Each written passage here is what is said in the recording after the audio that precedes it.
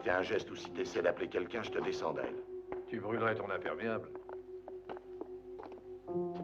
L'autre, prenez l'autre.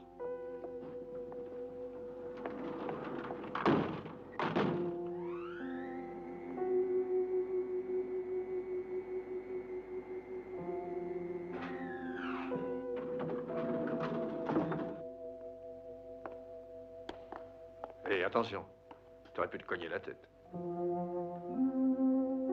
Allez, entre là.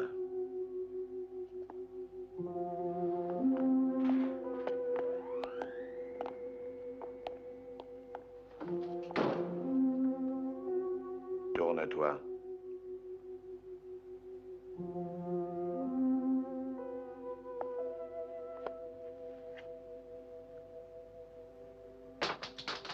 Assieds-toi.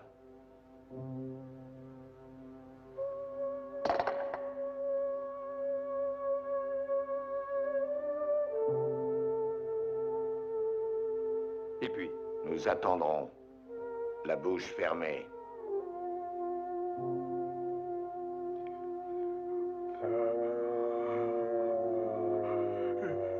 Désolé, excuse-moi.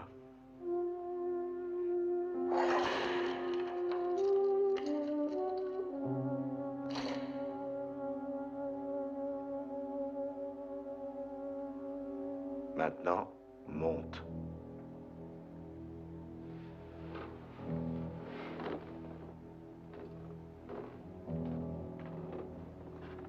Est-ce que je dois frapper? Ouvre et entre. Et va tout droit. La vue en vaut la peine, sans doute.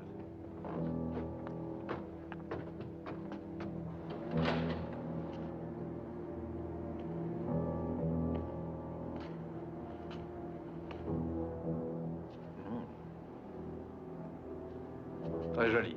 Et maintenant quoi? C'est bien ce que je craignais.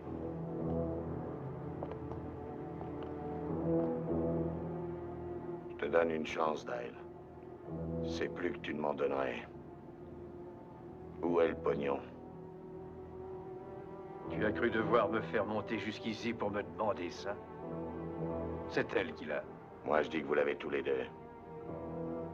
Une fois de plus, dis-le-moi, Dyle. Où est-il? En supposant que je l'ai. Ce qui est faux. Crois-tu vraiment que je te le donnerai comme ça? Recule. Jusqu'où? T'as compris?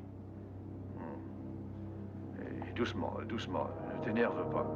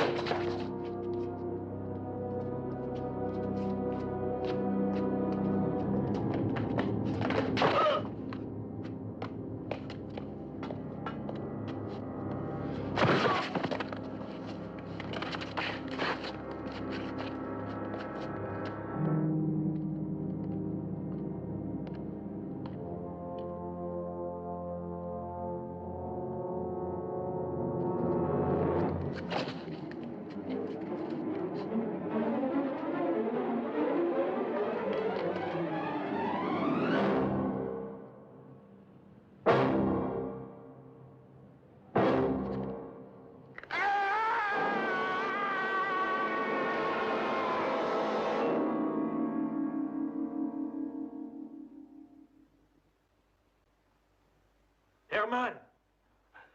Quoi? Comment te trouves-tu? T'es Qu'est-ce que tu crois? Si tu t'ennuies trop, essaie d'écrire sur le mur une centaine de fois « J'aime mon prochain ».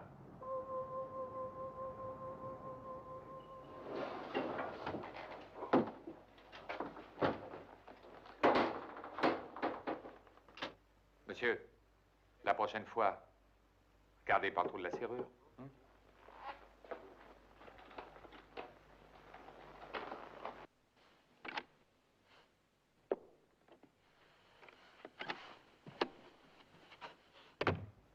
C'est vous? Oui, Ouvrez de votre côté. oui, une minute. Savez-vous qu'il est très impoli de raccrocher au téléphone sans prévenir? Qu'est-ce qui s'est passé? Oh, j'ai rencontré un de vos ongles pointus. Scobie? Je l'ai laissé suspendu au toit de l'American Express. Venez.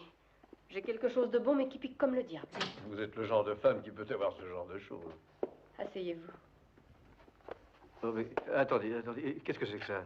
Une merveilleuse chose. Ça vous fera certainement beaucoup plus de mal que ça ne m'en fera. Je le parie. Vous n'avez pas entendu quelque chose craquer? Non. Hein, c'est bizarre. Oh, écoutez, je ne suis venu que pour avoir votre diagnostic. Ne bougez pas. Ça n'est pas très grave. Vous ne pourrez pas vous coucher sur le dos pendant quelques jours, mais vous pourrez vous coucher dans n'importe quelle autre position. Ça fait mal? Quoi? Ça fait mal? Oh, vous plaisantez. Dites, auriez-vous une balle de revolver que je pourrais mordre comme on fait dans les films? Êtes-vous vraiment le frère de Carson Dyle? Oui. Si vous voulez, je vais vous montrer mon passeport. Un passeport, qu'est-ce que ça prouve? Ça ne prouve rien. Ah oui? Voulez-vous voir où j'ai été tatoué? Oui? D'accord, je vais vous le montrer si vous y tenez. Oh non. Vous pourriez au moins me dire quel est votre prénom aujourd'hui? Alexandre. Ça va, Alexandre. Terminé. Bon. Vous êtes un homme nouveau. Je suis désolé que l'ancien n'ait pu vous dire la vérité. Mais il fallait que je sache quel rôle vous jouiez dans cette affaire. Y a-t-il une Madame Dyle? Oui. Mais nous avons divorcé. Je croyais que c'était Pierre Josua. Oh, il était aussi pénible de vivre avec lui qu'avec moi. Alexandre, comment peut-on savoir si quelqu'un vous ment ou non? On ne peut pas. Il doit bien y avoir un moyen. Il y a un vieux dicton au sujet de deux tribus d'Indiens. Les pieds noirs disent toujours la vérité, mais les pieds blancs mentent toujours. Et le jour où vous rencontrez un Indien, vous lui dites, hé, Indien, qu'est-ce que tu es? Un pied noir sincère ou un pied blanc menteur? Il vous dira, je suis un pied noir sincère. Mais lequel est-il? Pourquoi ne pas lui regarder les pieds? Parce qu'il porte des mocassins. Alors il ne peut être qu'un pied noir sincère.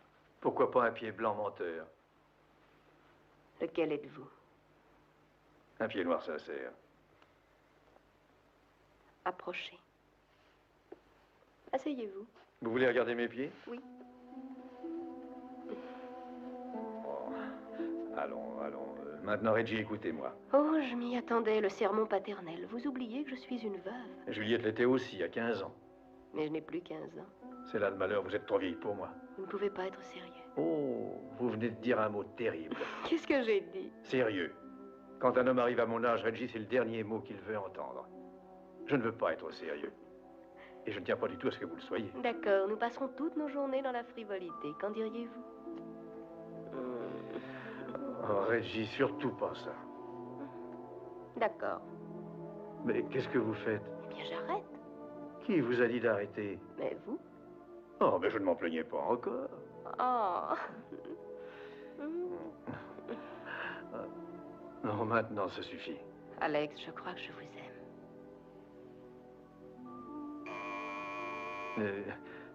Le téléphone sonne. Laissez-le sonner. Celui qui appelle ne se fatiguera pas. Juste Ni moi une non minute. Allez, répondez. Allô? Excusez-moi. J'étais en train de grignoter quelque chose. Je serais pleinement satisfait que vous ayez l'amabilité de faire un saut jusqu'à la chambre 46 pour bavarder. Pouvez-vous me donner une bonne raison pour que je m'y rende? Oui. Un petit gars de 6 ou 7 ans réclame sa tante Reggie. C'est pas gentil? Ils détiennent Jean-Louis. J'arrive tout de suite. Hé, Tex, occupe-toi du gamin, veux-tu? J'ai la jambe toute engourdie. Allez, hop. Es-tu un vrai cow-boy? Oui, bien sûr. Où est ton revolver?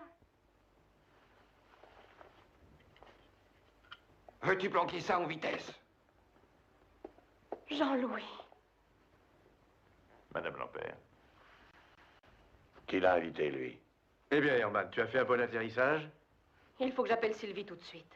Cela peut très bien attendre, Madame Lampert. Mais c'est sa mère. Elle ne le sera bientôt plus, à moins que vous ne répondiez à quelques questions. C'est pas un jeu, Madame Lampert. On veut l'argent maintenant. Pourquoi ne pas vous tenir tranquille? Vous allez effrayer l'enfant. Il n'a pas l'argent.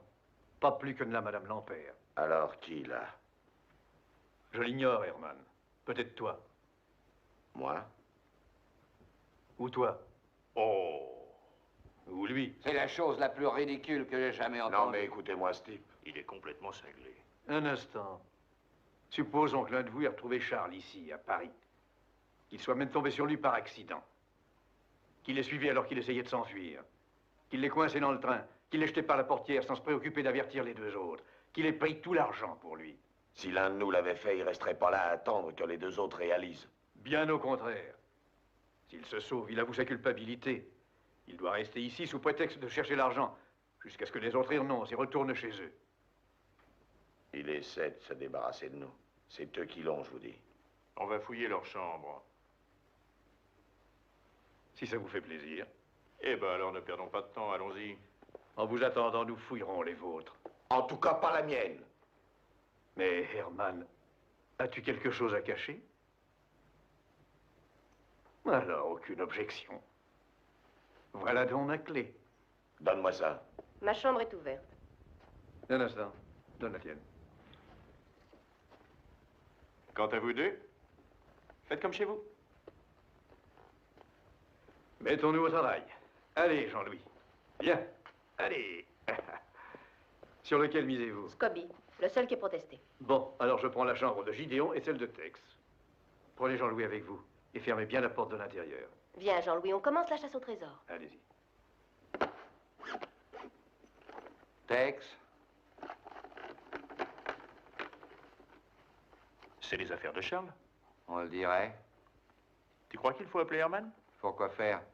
Si c'est pas là, pourquoi le déranger? Ici, c'est là. Et pourquoi le déranger?